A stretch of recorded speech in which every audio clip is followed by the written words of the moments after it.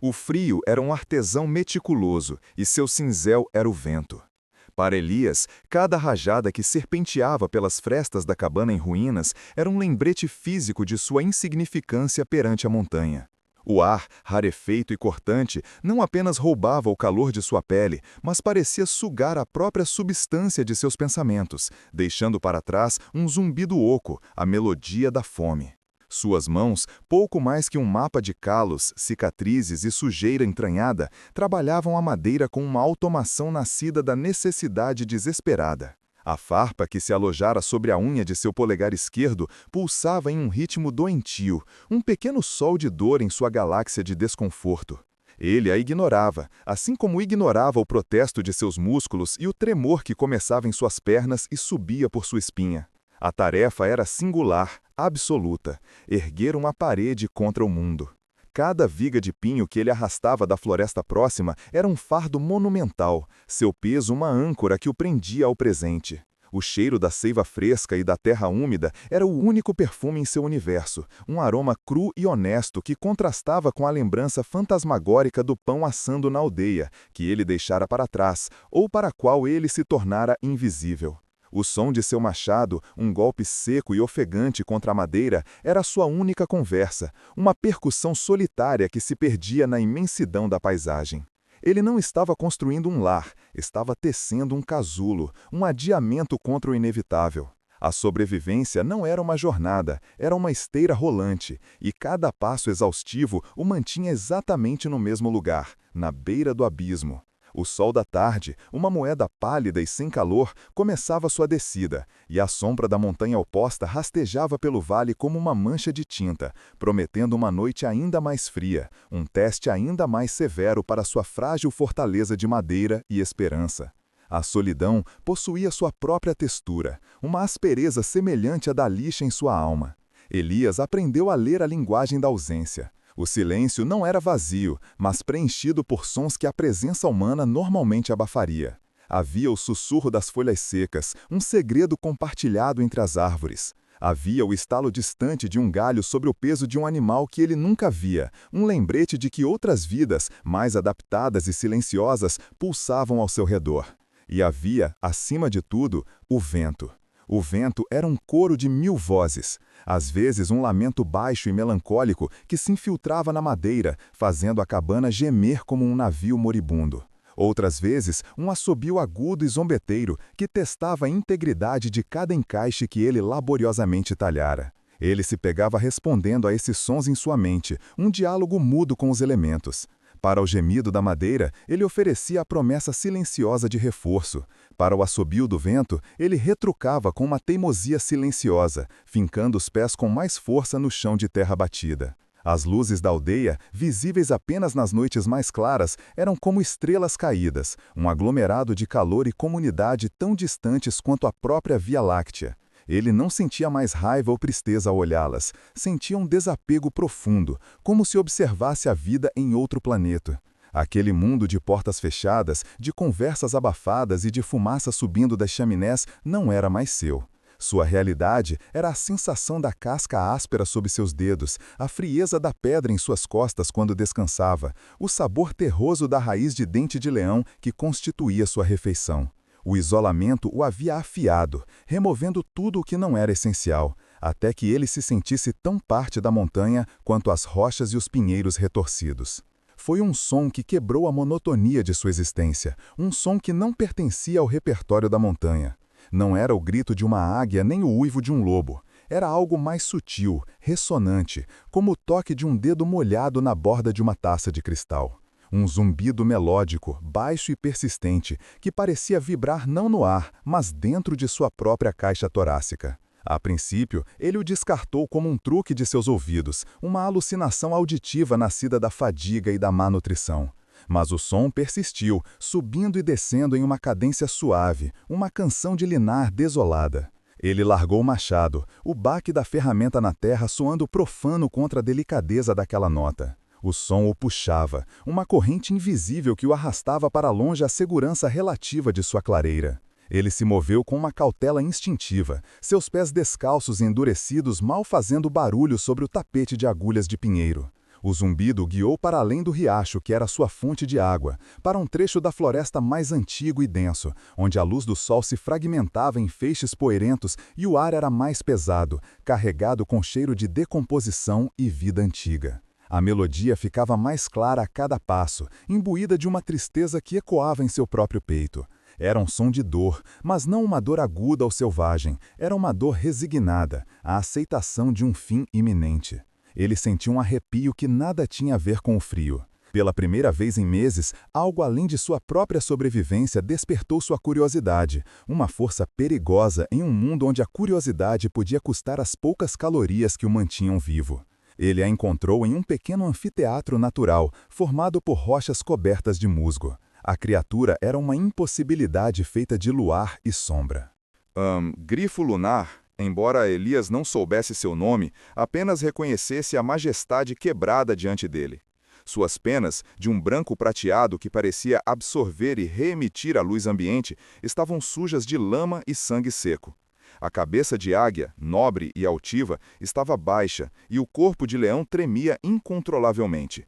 Uma de suas asas, uma estrutura magnífica de ossos que pareciam cristal translúcido e membranas que lembravam o céu noturno, estava presa sob um tronco petrificado, uma relíquia de uma era esquecida da floresta. O zumbido vinha de sua garganta, um vibrato de dor que fazia o ar ao redor tremeluzar. Mas foram os olhos que paralisaram Elias. Eram poços de índigo líquido, salpicados de pontos de luz como constelações distantes.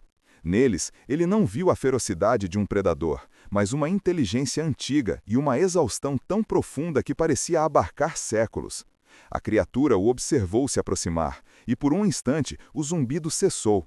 O silêncio que se seguiu foi mais pesado do que qualquer som. O medo era uma presença palpável entre eles, um fio esticado, mas o medo do grifo não era agressivo, era o medo resignado de uma criatura que esperava o golpe final.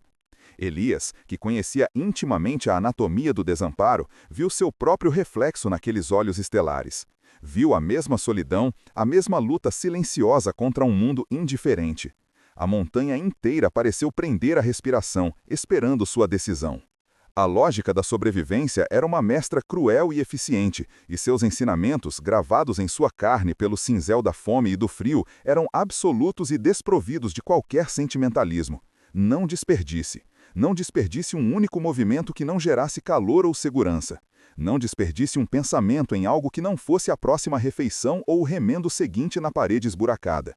Não desperdice uma única e preciosa caloria em compaixão, pois a compaixão era um luxo para aqueles que tinham o estômago cheio e um teto sólido sobre suas cabeças.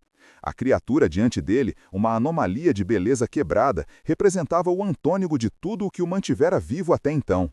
Ajudá-la seria uma hemorragia de recursos vitais. Significaria desviar a força de seus braços, que já protestavam com a tarefa de arrastar pinheiros mortos para uma causa incerta. Significaria queimar as horas de luz crepuscular, tempo que deveria ser investido na busca obsessiva por raízes ou na verificação de suas armadilhas rudimentares, que na maioria das vezes encontrava vazias. Pior, significaria um risco imensurável, um convite aberto ao perigo. O que quer que tivesse sido capaz de abater uma criatura daquele porte e majestade ainda poderia estar por perto, e o som de seu trabalho para libertá-la seria um farol na quietude da floresta. Ele podia quase ouvir as vozes rudes dos caçadores, homens do vale cujas risadas ecoavam às vezes como o latido de cães selvagens, homens que viam a floresta como um tesouro a ser pilhado, não um santuário. Elias sentiu um calafrio percorrer sua espinha, um medo primitivo que era mais afiado que o vento. Ele deu um passo para trás, o instinto animal dentro dele gritando ordens claras e inequívocas. Fuja, esconda-se, esqueça. Volte para a segurança precária de sua concha de madeira e finja que aqueles olhos de constelação nunca encontraram os seus. A fome, sua conselheira mais íntima, rosnou em seu ventre, lembrando-o do pequeno saco de couro onde guardava um punhado de bagas secas, seu tesouro para os próximos dias. Ajudar o grifo era um ato de insanidade, um luxo que sua existência esquelética não podia comportar. Ele se virou completamente, o coração batendo um ritmo febril e egoísta contra sua caixa torácica. Cada passo para longe era pesado, o esmagar de folhas secas soando como o estalar de ossos, uma traição audível. O zumbido melódico da criatura não recomeçou. Atrás dele havia apenas silêncio, um vácuo que parecia sugar todo o som da floresta, um silêncio que o julgava com mais peso do que qualquer acusação gritada. Ele congelou, a poucos metros da clareira, incapaz de dar o próximo passo que o levaria de volta à sua solidão segura. A imagem daqueles olhos índigo estava impressa na parte de trás de suas pálpebras, uma pós-imagem que se recusava a desaparecer. Não era a majestade da criatura, nem a sua beleza de outro mundo. Era a profunda e silenciosa aceitação do fim, uma resignação que ele conhecia intimamente. Era o mesmo sentimento que o acometia nas madrugadas mais geladas, quando o fogo se extinguia e ele se perguntava se teria forças para reacendê-lo ao amanhecer. Ele olhou para suas próprias mãos, um mapa de cicatrizes, calos e sujeira entranhada que contava a crônica de sua luta diária. Ele estava sozinho, exilado, quebrado. A criatura também. Ambos eram prisioneiros daquela montanha, ambos lutando contra a indiferença esmagadora da pedra, do gelo e do vento. A vulnerabilidade que emanava do corpo emplumado era um espelho da sua própria. O tremor que percorria o flanco do animal era o mesmo que o sacudia quando a febre da fome se instalava. A magnífica asa, esmagada sob o peso de um tronco que era uma relíquia de um tempo esquecido, parecia uma metáfora perfeita para o peso de seu próprio passado, a razão invisível que o ancorava àquele lugar desolado, incapaz de voar para longe. Uma ressonância profunda e desperturbadora vibrou entre eles, uma conexão que desafiava a lógica brutal da sobrevivência. Eram duas notas solitárias da mesma melodia desolada. Ignorar o sofrimento do grifo, naquele momento, pareceu-lhe o mesmo que arrancar uma parte de si mesmo.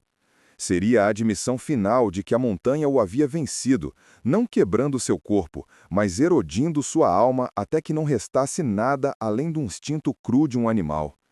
Seria aceitar que ele não era diferente dos caçadores do vale, que viam a vida como um recurso, uma coisa a ser usada ou descartada. A escolha deixou de ser sobre calorias, tempo ou segurança, transformou-se em algo muito maior. O que eu deveria fazer? A pergunta ecoou em sua mente, não como um cálculo, mas como um teste. Ele era apenas uma criatura lutando para não morrer, um eco faminto em uma paisagem vazia, ou era algo mais? A resposta a essa pergunta parecia mais crucial para a sobrevivência do que qualquer raiz ou abrigo. A decisão não se formou em sua mente como uma série de pensamentos lógicos, mas floresceu em seu peito, um calor súbito e desafiador que se espalhou por seus membros, empurrando para trás a hesitação e o frio paralisante que o dominavam. Era um calor que não vinha do fogo, mas de uma brasa interna que ele pensava ter se extinguido há muito tempo. Com essa nova certeza correndo em suas veias, ele se virou, e o mundo pareceu se encaixar em um novo foco. Seus passos de volta à clareira não eram mais os de um fantasma hesitante, mas os de um homem com um propósito. Eram firmes, deliberados, cada um uma afirmação contra a lógica da montanha. O grifo, que permanecera imóvel como uma estátua de neve e tristeza, ergueu lentamente a cabeça. Seus olhos cósmicos se arregalaram com uma surpresa que era ao mesmo tempo cautelosa e inquisitiva.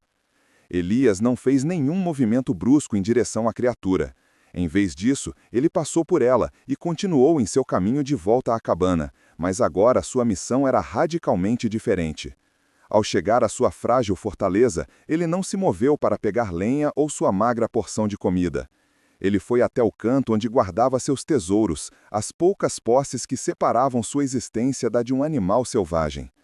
Ele pegou seu machado, a lâmina gasta, mas afiada, o cabo de madeira lixado pelo suor e pelo uso até adquirir a suavidade da pele.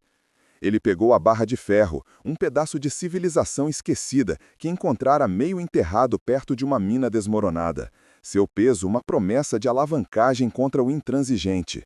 E então ele pegou seu bem mais precioso, uma pequena lata de metal amassada que continha uma resina de pinho dourada e pegajosa, um selante que ele usava com extrema parcimônia para tapar as frestas da cabana, sua única defesa real contra a faca do vento invernal.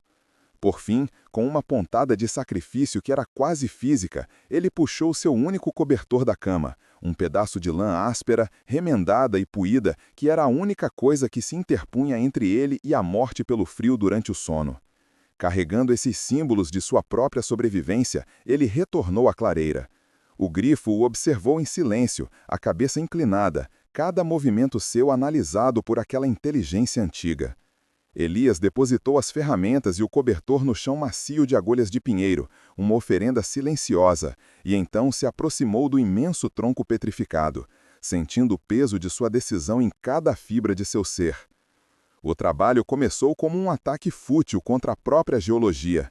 Elias usou a ponta do machado para cavar a terra úmida e compactada sobre o tronco, lascando a madeira petrificada em um esforço para criar uma fenda. O som do aço batendo na pedra era agudo e profano, uma série de gritos metálicos que rasgavam a quietude reverente da floresta. A cada golpe, o corpo do grifo se contraía com um tremor minúsculo, mas ele permanecia em silêncio, seus olhos fixos em Elias, uma testemunha paciente daquela violência calculada. O suor logo começou a escorrer pela testa, misturando-se com a sujeira, e a picada salgada em seus olhos era um contraponto ardente ao frio que mordia seus orelhas e dedos. Seus músculos, já operando no limite da exaustão pela labuta diária, começaram a queimar e a gritar em protesto, uma rebelião interna contra aquele esforço monumental e aparentemente sem sentido. Depois de criar um espaço suficiente, ele enfiou a ponta da barra de ferro na fenda e posicionou uma rocha menor como um fulcro improvisado. Ele se jogou contra a alavanca com todo o seu peso corporal, um grunhido de esforço puro escapando por entre seus dentes cerrados. Seus tendões estalaram e ele sentiu uma dor aguda percorrer suas costas. O tronco, uma massa de tempo e pressão solidificados, não se moveu 1 milímetro. Ele recuou, respirou fundo o ar gelado que queimava seus pulmões e tentou novamente. E de novo. O mundo se reduziu àquele único ponto de esforço, uma batalha singular entre sua frágil vontade e a inércia de um milênio. Ele podia sentir o olhar do grifo sobre ele, uma presença que não era de julgamento, mas de uma atenção tão focada que parecia emprestar-lhe força. Então, com um gemido que pareceu vir das próprias entranhas da terra, o tronco cedeu. Um movimento quase imperceptível, seguido por um rangido profundo. Uma fenda de esperança. Revigorado por aquele pequeno milagre, Elias trabalhou com uma fúria desesperada, ajustando a alavanca, cavando mais, empurrando com uma força que não vinha de seus músculos, mas de seu propósito recém-descoberto. Finalmente, com um estalo ensurdecedor de pedra se partindo e um longo lamento de madeira antiga, o tronco rolou para o lado, liberando a asa. A estrutura de cristal e noite estava livre, mas jazia em um ângulo antinatural, a membrana delicada rasgada e a estrutura óssea torcida. O grifo soltou um chilro baixo e agudo de dor e tentou se levantar, mas desabou sobre o flanco, tremendo violentamente. Sem um momento de hesitação, Elias pegou seu cobertor e, com uma gentileza que contrastava com a brutalidade de seu esforço, cobriu o corpo trêmulo da criatura. A lã áspera encontrou as penas prateadas, o calor de um ser vivo oferecido a outro.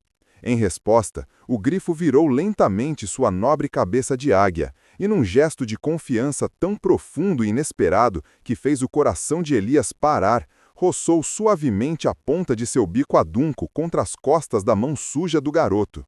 Não foi uma bicada, nem uma ameaça. Foi um toque, uma comunicação silenciosa que pendia no ar gelado, carregada com o peso de uma pergunta que ele não sabia como responder.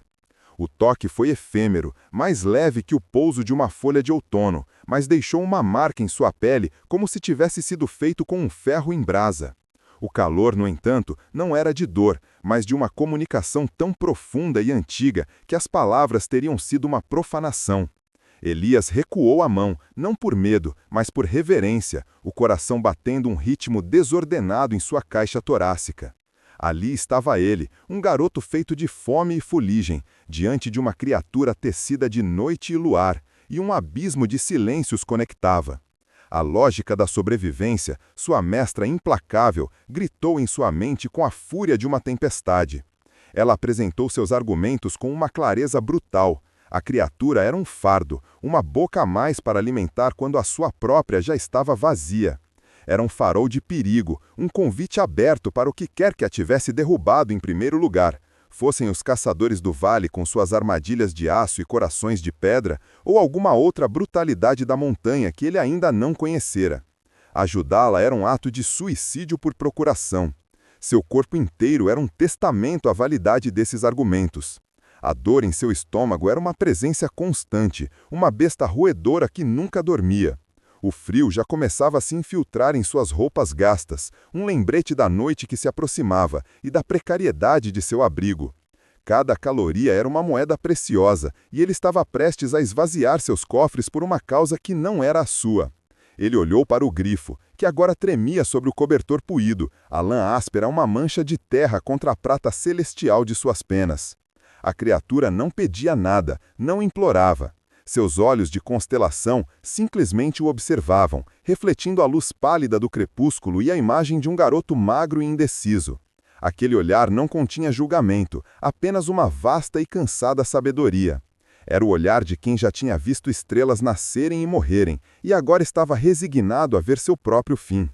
O que eu deveria fazer? A pergunta ecoou no silêncio de sua mente, não como um cálculo de risco e recompensa, mas como um teste fundamental de sua própria essência.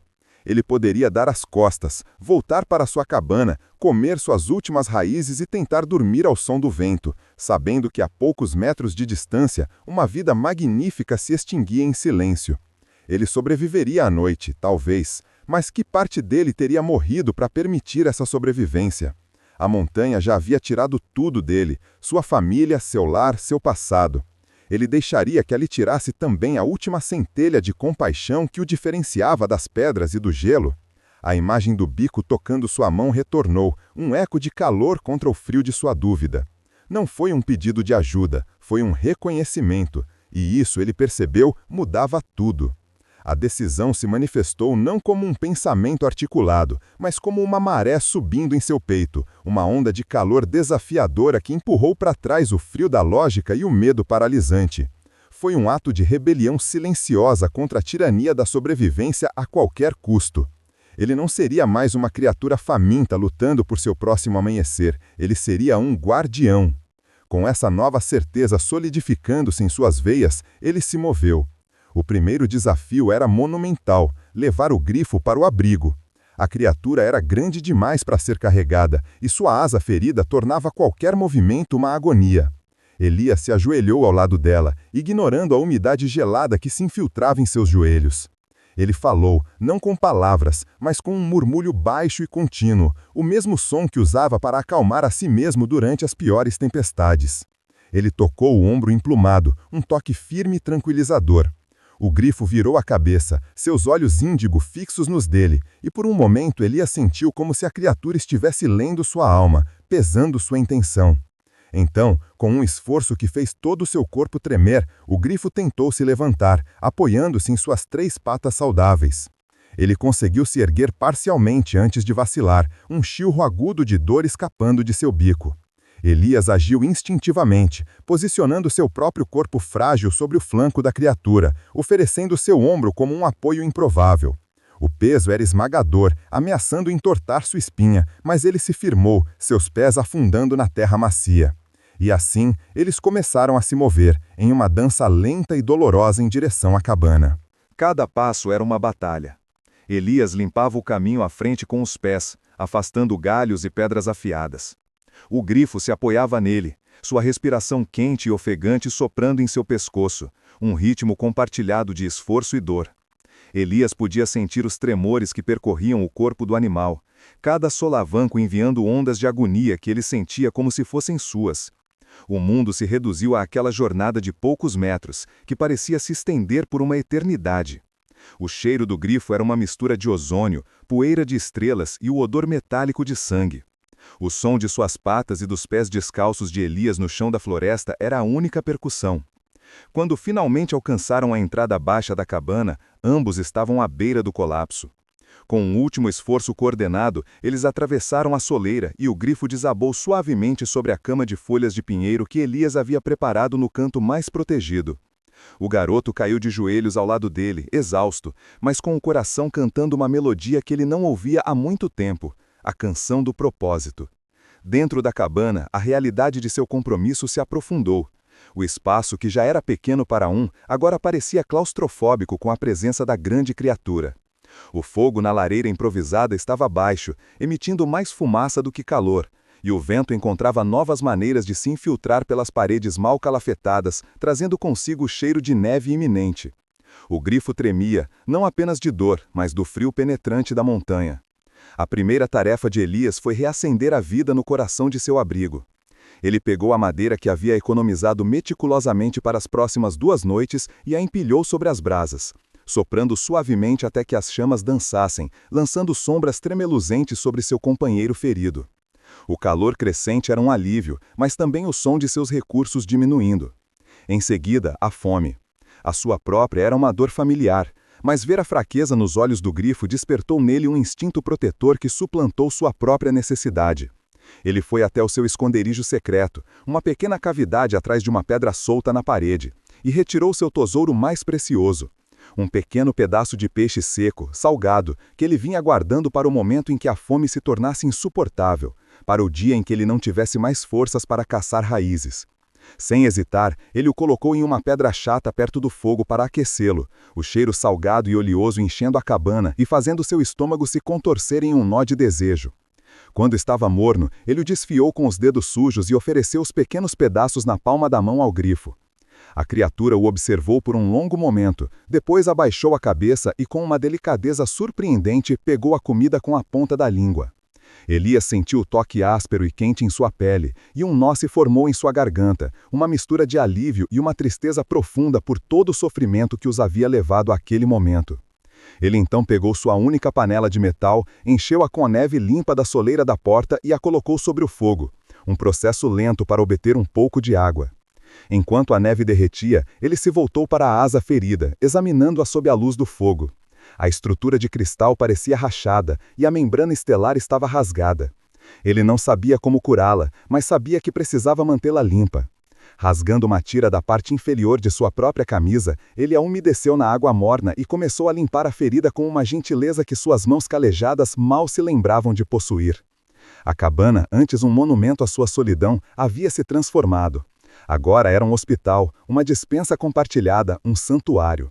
Os dias que se seguiram se fundiram em um ritmo de cuidado e sobrevivência compartilhada. A tempestade de neve que o vento anunciara chegou com uma fúria silenciosa, cobrindo o mundo em um manto branco, abafando todos os sons exceto o uivo do vento e o crepitar do fogo. A cabana tornou-se o universo inteiro, uma pequena arca de madeira flutuando em um mar de gelo. Elias desenvolveu uma rotina que girava em torno das necessidades do grifo. As manhãs começavam com o reforço do fogo e o derretimento de neve para obter água fresca. Ele passava horas na floresta coberta de neve, afundando até os joelhos, procurando por qualquer coisa comestível. Casca de pinheiro, raízes congeladas que ele precisava desenterrar com seu machado, ou os raros e preciosos cachos de bagas de inverno, vermelhas como gotas de sangue contra a neve. Cada pequena descoberta era uma vitória, não para encher seu próprio estômago, mas para ter algo a oferecer ao seu paciente. Ele aprendeu a linguagem silenciosa do grifo. Um leve farfalhar das penas prateadas significava dor. Um pescar lento dos olhos de constelação era um sinal de confiança. Um zumbido leve e vibrante que emanava da garganta, descobriu, era o som do contentamento, e ele se esforçava para ouvi-lo, considerando-o a maior das recompensas. Ele passava as longas noites sentado ao lado do fogo, observando a respiração lenta e profunda do grifo, sentindo uma sensação de companheirismo que era mais profunda do que qualquer conversa que já teve. Ele não estava mais sozinho com seus pensamentos. Havia outra consciência na cabana, uma presença antiga e sábia que parecia absorver sua solidão e transformá-la em algo suportável, quase sereno. O grifo, por sua vez, parecia se recuperar lentamente sob seus cuidados. O tremor em seu corpo diminuiu e ele começou a se mover um pouco mais, ajustando sua posição para aliviar a pressão sobre a asa ferida. Às vezes, enquanto Elias dormia, exausto perto do fogo, ele acordava e encontrava a cabeça do grifo descansando perto de seu ombro, seus olhos índigo abertos e vigilantes na escuridão, como se agora fosse a vez dele de montar guarda. Naquela simbiose silenciosa, Elias sentiu uma parte de si mesmo que ele pensava estar morta começar a despertar. A esperança, frágil como uma flor de gelo, começou a brotar em seu coração. Foi em uma dessas noites tranquilas, enquanto aplicava uma pasta de folhas mastigadas na asa do grifo, que a paz foi estilhaçada. De repente, o corpo do grifo ficou tenso como uma corda de arco. Sua cabeça se ergueu bruscamente, as penas da nuca eriçadas. Um rosnado baixo e gutural, um som que vibrou no peito de Elias, escapou de seu bico, não direcionado a ele, mas à porta de madeira frágil. Seus olhos, agora não mais serenos, mas brilhando com uma luz fria e perigosa, estavam fixos na escuridão do lado de fora, onde um novo som acabara de cortar o uivo do vento, o estalo inconfundível de um galho seco sendo pisado por uma bota pesada. O som dos cães de caça era uma profanação, uma invasão brutal no santuário silencioso que a cabana se tornara. Para Elias, foi como se garras de gelo tivessem se cravado em sua espinha, e o calor precário do fogo foi instantaneamente sugado de seu corpo, substituído por um frio que vinha de dentro, o frio do pânico puro e primordial. Cada instinto de sobrevivência, afiado por meses de isolamento e perigo, gritou em uníssono dentro de sua mente. Apague o fogo, mergulhe na sombra, silencie sua respiração, deixe de existir. Seus músculos se contraíram, prontos para a ação, para o mergulho desesperado na invisibilidade. Mas então seu olhar recaiu sobre o grifo. A criatura, que momentos antes repousava em uma serenidade de outro mundo, havia se transformado. Seu corpo não era mais o de um paciente ferido, mas o de um predador ancestral despertado de um longo sono. As penas prateadas em sua nuca estavam eriçadas, e um rosnado baixo e gutural vibrava em seu peito profundo, um som que não era de medo, mas de fúria contida, a ressonância de uma montanha prestes a entrar em erupção. Seus olhos, antes poços de sabedoria tranquila, agora ardiam com uma luz fria e perigosa, duas estrelas azuis queimando na penumbra. Elias viu naqueles olhos não o reflexo de seu próprio medo, mas uma determinação implacável que o envergonhou e o fortaleceu ao mesmo tempo. A frágil segurança que ele havia construído com tanto esforço estava prestes a ser estilhaçada. Mas o medo por si mesmo foi subitamente eclipsado por um instinto protetor avassalador pela criatura. Num gesto quase suicida, ele se moveu para a porta, planejando bloqueá-la com seu próprio corpo magro, uma barreira patética de carne e osso contra o aço e a malícia que se aproximavam. O ar na cabana ficou denso, carregado com o cheiro de ozônio que emanava do grifo, misturado ao odor metálico de seu próprio medo. Do lado de fora, os sons se tornaram terrivelmente distintos. O estalar da neve sob botas pesadas, o tilintar de metal e as vozes rudes dos caçadores, fragmentos de frases cruéis carregados pelo vento. Ele podia imaginá-los, homens cujos rostos eram endurecidos pela indiferença, que viam a majestade da floresta apenas como um recurso a ser explorado, que não veriam um milagre de luar e sombra, mas um troféu, peles para vender, uma história para se gabar.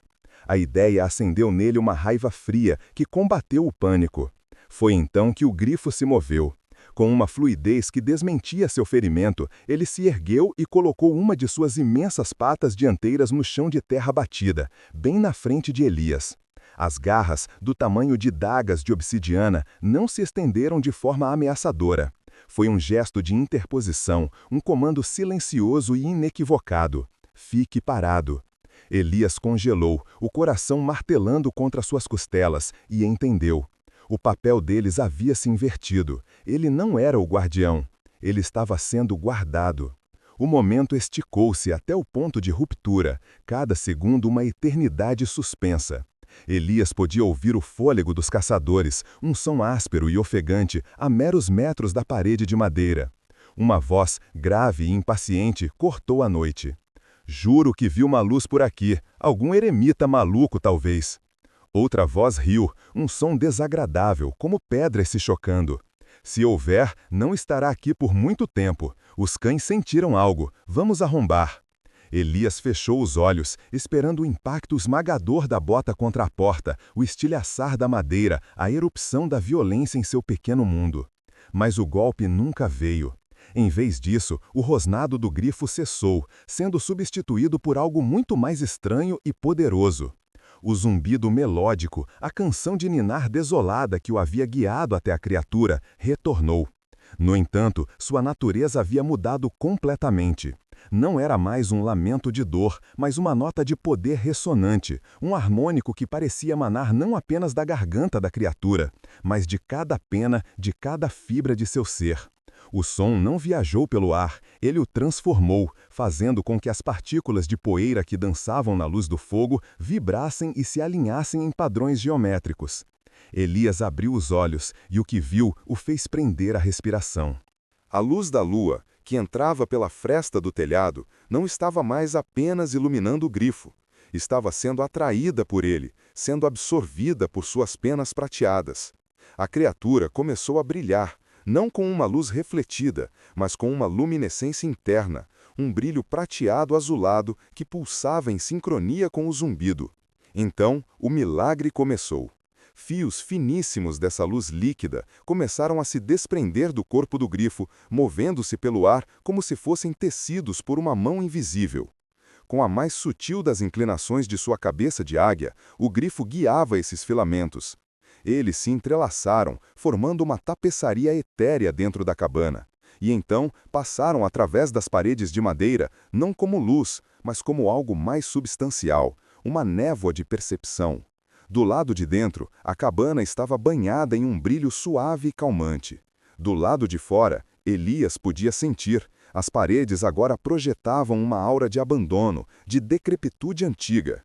As vozes dos caçadores mudaram de tom, a agressividade dando lugar à confusão.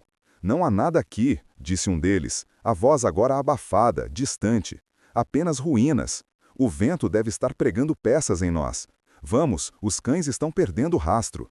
Elias ouviu os passos se afastando, a decepção em suas vozes uma música para seus ouvidos.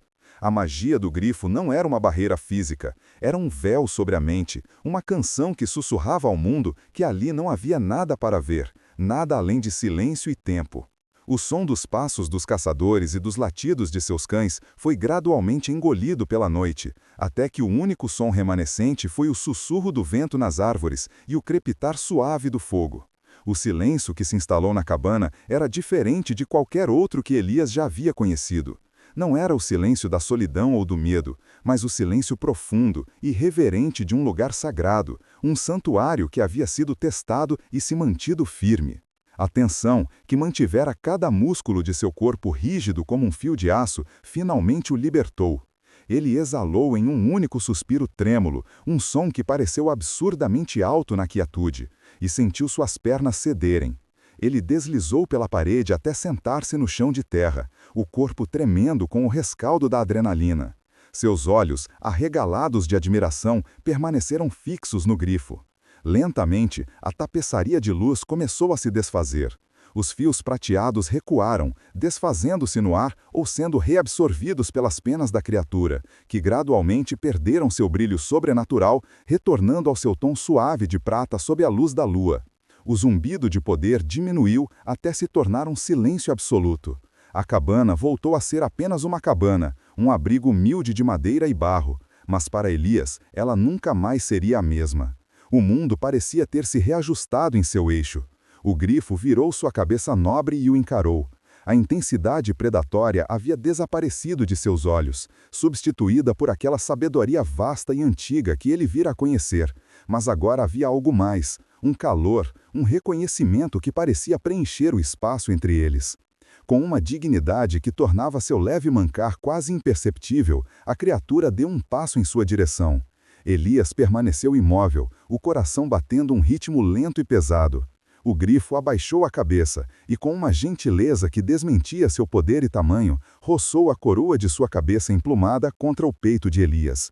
O gesto foi tão inesperado, tão carregado de afeto e gratidão, que uma emoção aguda perfurou o peito do garoto, trazendo lágrimas aos seus olhos. Hesitante, ele ergueu a mão e tocou as penas do pescoço da criatura. Eram mais macias que seda, mais frias que a água do riacho, e vibravam com uma energia residual, um zumbido fantasma de poder. Naquele contato, uma onda de compreensão silenciosa fluiu para ele. Não eram palavras ou imagens, mas um sentimento puro, a gratidão do grifo, a força do vínculo que eles haviam forjado, a certeza de que sua compaixão não apenas salvara uma vida, mas havia reescrito seu próprio destino. O maior presente do grifo não fora a proteção mágica, fora a aniquilação definitiva de sua solidão. Com a primeira luz da aurora violando a escuridão, pintando o céu oriental com pinceladas de índigo e açafrão, um novo capítulo começou a ser escrito. O grifo, movendo-se com uma nova confiança, caminhou até a porta aberta da cabana.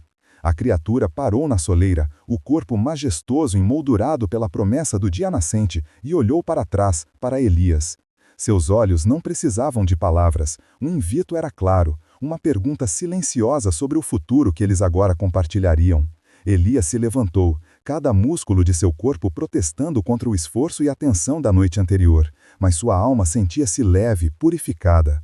Ele atravessou a cabana e parou ao lado do grifo, cruzando o limiar de sua nova vida para uma nova. O mundo lá fora estava renascido. Uma camada fresca de neve cobria tudo, um pergaminho em branco cintilando sob a luz pálida. O ar era tão frio e puro que queimava os pulmões, mas era o cheiro da possibilidade, o perfume de um começo. Diante dele, o grifo esticou cuidadosamente sua asa ferida. Elias observou fascinado. A membrana rasgada que ele cuidara com tanta impotência agora estava selada. Uma cicatriz fina como um veio de relâmpago azulado percorria o tecido estrelado, uma marca de sua provação, mas a asa estava inteira. Não estava pronta para o voo, ele podia ver a rigidez em seu movimento, mas estava curando, impulsionada por uma magia que ele mal podia compreender. O grifo ergueu a cabeça para o céu que clareava e soltou um chamado, um único e claro som que ecoou pelo vale silencioso. Não era um grito de dor ou um aviso, mas uma saudação à vida, uma afirmação de resiliência contra a escuridão. Elias ficou ao lado da criatura, sentindo as vibrações daquele som em seu próprio peito. Ele não era mais um garoto escondendo do mundo, era um guardião, um companheiro, parte de algo infinitamente maior que ele. Seu olhar não mais buscava as luzes distantes e indiferentes da aldeia. Ele olhava para cima, para o céu vasto e aberto e para o horizonte que se iluminava. A montanha deixara de ser sua prisão para se tornar seu reino. A jornada à frente era um território desconhecido, um caminho a ser traçado sobre a neve imaculada, mas a certeza de que não a percorreria sozinho era a única bússola de que precisava. Enquanto observava o grifo flexionar a asa curada contra o sol nascente, a luz da manhã revelou algo que a escuridão havia escondido. Gravados no osso cristalino da asa, brilhando com uma luz interna pálida, haviam padrões intrincados. Não eram veias ou fraturas. Eram constelações, um mapa celestial gravado em osso e luz. E ele se perguntou para que mundos desconhecidos aquele mapa poderia, um dia, guiá-los. A luz da aurora derramou-se pela porta aberta, banhando a cabana em tons de cinza e ouro. O perigo havia passado, deixando para trás um silêncio profundo, prenhe de significado. Aquele abrigo, antes o centro de seu universo de miséria, agora parecia apenas uma casca vazia, uma memória de uma vida que não era mais sua. O grifo, de pé com uma dignidade recém-encontrada, olhou para a paisagem nevada.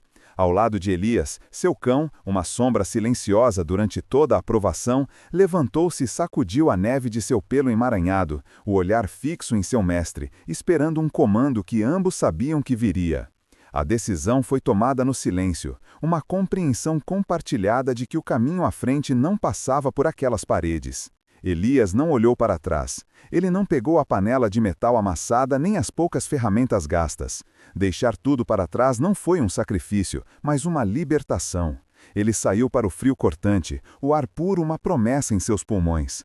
O cão trotou para o seu lado, o corpo magro pressionado contra sua perna, uma âncora de lealdade familiar em um mundo transformado. O grifo seguiu, seus passos na neve fresca quase silenciosos, a asa ferida mantida perto do corpo, mas não mais um sinal de derrota. Eles não estavam fugindo da montanha, estavam reivindicando-a, partindo não como exilados, mas como exploradores, com a cabana encolhendo atrás deles até se tornar um ponto insignificante na imensidão branca. Eles pararam em uma crista que oferecia uma vista panorâmica do vale. A cabana é uma mancha escura na paisagem imaculada. As luzes distantes da aldeia, que antes os assombravam, agora pareciam irrelevantes, as preocupações de um mundo estranho.